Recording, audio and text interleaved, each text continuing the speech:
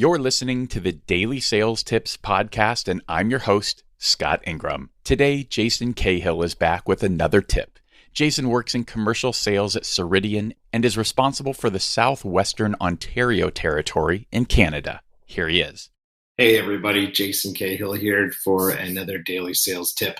I wanted to talk today about reciprocity. When I was in construction sales, I used to deal with this land developer, and he had a very interesting reputation for being extremely fired up and aggressive and a bit of a bully. And I was very nervous about dealing with him. But the first time I met him, he's also a lawyer, by the way. He had an office, a very small office. We made an appointment.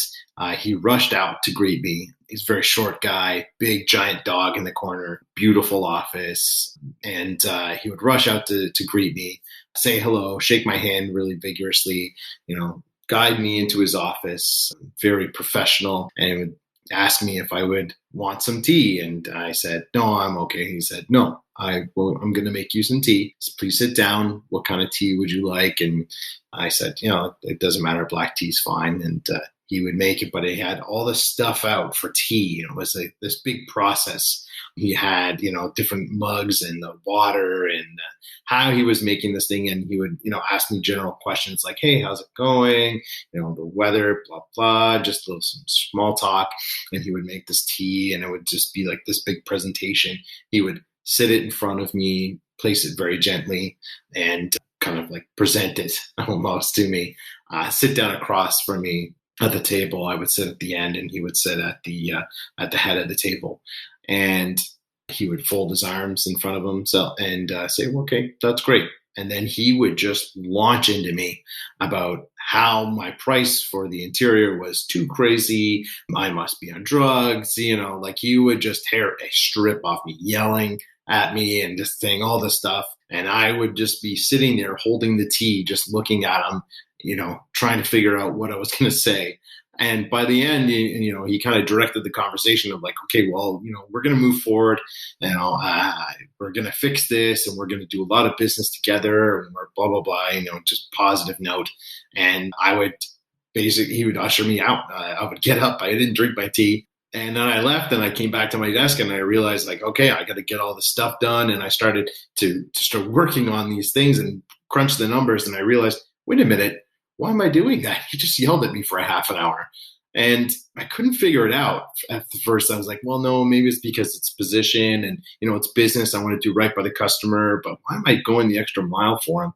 And a few extra meetings after that, I realized he had this whole process of like greeting me and taking me into the room, and then, making tea for me and presenting the tea, and then started to launch it every single time.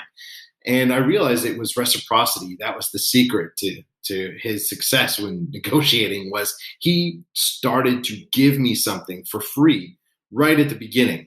And it was something of value, even if I didn't want it, but it was the way he presented it that really set the stage for him to start asking me for discounts and demanding, things like that. So I realized that this was the case, and I started to incorporate that in my own sales cycle. So when I go to a meeting on site, I bring coffee and I bring cookies, and I say, well, listen, I need this for the afternoon because I'm a coffee junkie and I will fall asleep too. So I need it, you need it. And I make coffee for everyone. I ask them, what would you like in your coffee? Sugar, cream, milk? And I make it for everybody, and I set it out. It might take an extra 10, 15 minutes, but I set it out for everybody before the demonstration or the meeting. And then we start talking about the product and pricing and things like that. But I created reciprocity, and then I started to realize, well, if I do that, how else can I incorporate that into my sales cycle? And we started to do, things like video. What can you give to people for free that everybody has, but everybody feels valuable, and it's free knowledge. So I started doing webinars of sharing best practices and things like that, which cost us nothing. Video is free. I'm using it right now. So I just thought I'd give that quick tip, maybe not quick tip, but a tip on reciprocity in sales and how important it is to start reciprocity early and how it's important to set the stage in order to negotiate later with your customers. Thanks a lot, guys.